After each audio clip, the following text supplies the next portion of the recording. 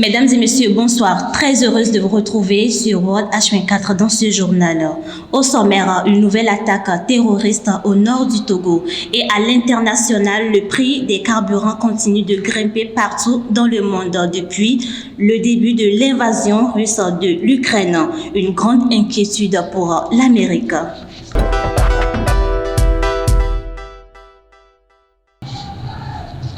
Une troisième attaque terroriste perpétrée contre le Togo dans l'extrême nord, plus précisément dans le canton de Nyoga et Golongossi. Selon les informations, les tirs ont eu lieu dans la nuit du mercredi 15 à jeudi 16 juin 2022. Mais les soldats togolais étant sur le qui-vive, les terroristes ont pris la fuite.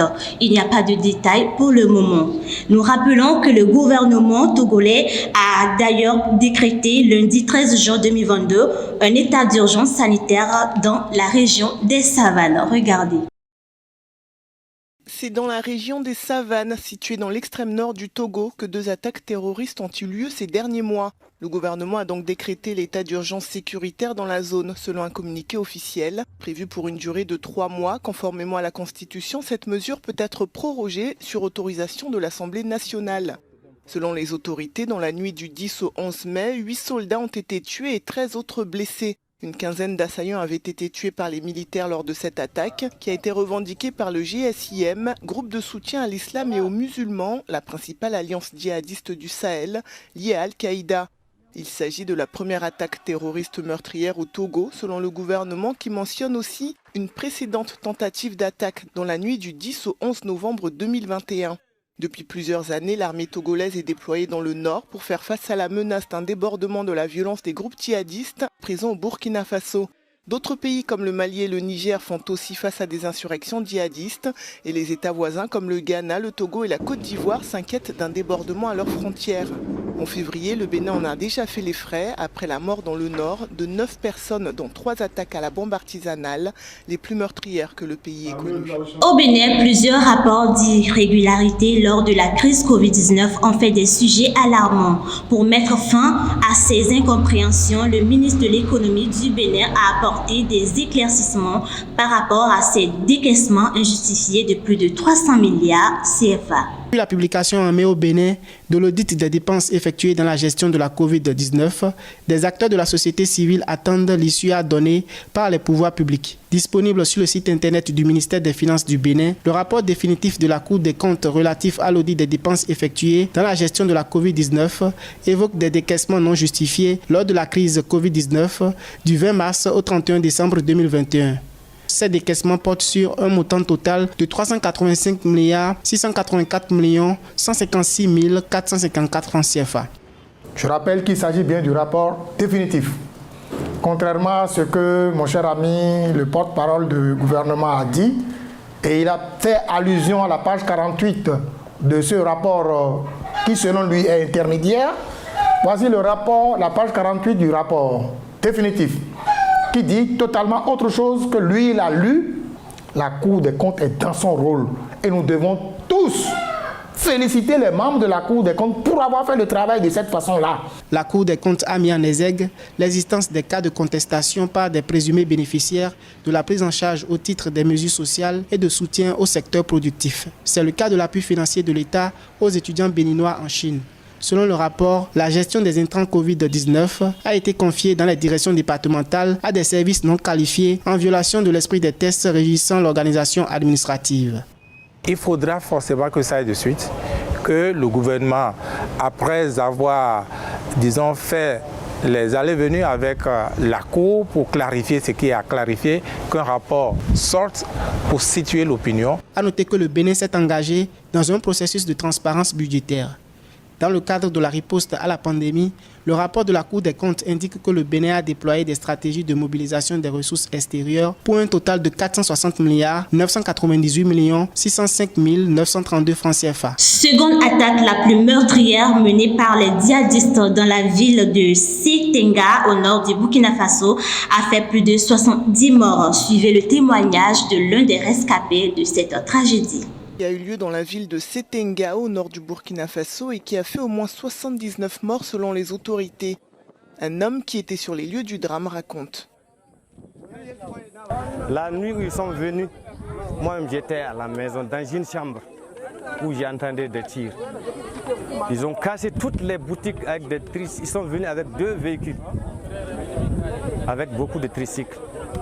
Et ils ont commencé à tirer. Ils tuaient des gens partout, puisque c'est le lendemain, moi j'ai bougé. L'attaque n'a pas été revendiquée comme c'est souvent le cas dans cette région, mais Setenga avait déjà été attaqué, ce qui avait entraîné la mort de plusieurs gendarmes. En réponse, l'armée burkinabé avait annoncé avoir tué une quarantaine de djihadistes. Selon le gouvernement, les djihadistes sont revenus attaquer la ville samedi pour venger leur mort. Mon message à l'endroit des autorités, c'est que c'est de tout faire pour pouvoir sécuriser Setenga. De tout faire pour que la population qui s'y trouve actuellement à Dori puisse se répartir chez eux. Franchement, Setenga, c'est une grande ville, une grande commune. Disons une grande commune. Setenga regorge plus de 27 villages. Et voyez-vous, même si tous ces villages-là devraient venir à Dori ici, comment serait Dori? Ça ne serait pas facile. Dori ne pourrait pas accueillir tout cela. Ça sera encore de la catastrophe pire même que ce qu'on a vécu déjà. L'attaque de Setenga est la deuxième la plus meurtrière enregistrée au Burkina Faso. Le lieutenant-colonel Paul-Henri Damiba, à la tête du pays, avait promis de faire de la question sécuritaire sa priorité. Lui qui a renversé fin janvier le président Kaboré, accusé d'être inefficace face aux djihadistes. En Éthiopie, le Premier ministre Abiy Ahmed a évoqué officiellement la possibilité de négociation de paix avec les rebelles du Tigré.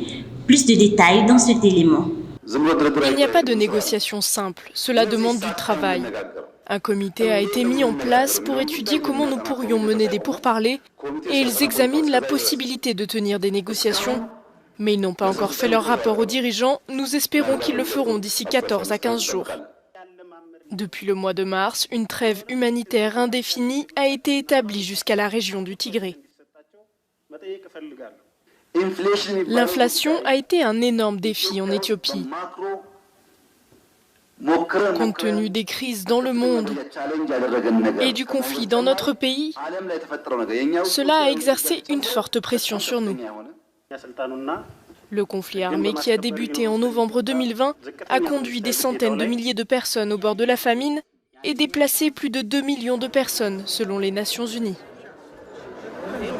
Comme annoncé dans les titres, les conséquences de la guerre en Ukraine sont toujours d'actualité. C'est le cas aux États-Unis où les prix du carburant et des denrées alimentaires ne cessent d'augmenter. Regardez. Le passage à la pompe, $1 pendant si longtemps aux États-Unis, est devenu une épreuve pour les Américains aussi. C'est choquant, vraiment. Je n'ai jamais payé aussi cher pour de l'essence. Jamais. Chaque jour plus cher, s'inquiète cette architecte d'intérieur, et elle n'est pas la seule. À plus de $6 le gallon, soit près de 6 € pour un peu moins de 4 litres, ce retraité est soufflé. La situation est difficile. Il y a de pauvres gens en Europe, dans la guerre, et des compagnies pétrolières sous pression pour produire davantage. Avec l'augmentation de production de l'OPEP et la fin de la guerre bientôt, je l'espère, en Ukraine, il y aura plus d'essence sur le marché. Une solution à court terme, il ne se fait pas d'illusions. Et l'essence n'est pas le seul problème, car se nourrir coûte également plus cher aux États-Unis. Manger chez Burger King ou chez McDo coûte $20 aujourd'hui. Je ne sais pas ce qu'ils peuvent y faire, mais il faut y remédier. Plus 8,6% en mai. Jamais depuis 1981, l'inflation n'a été si forte aux États-Unis.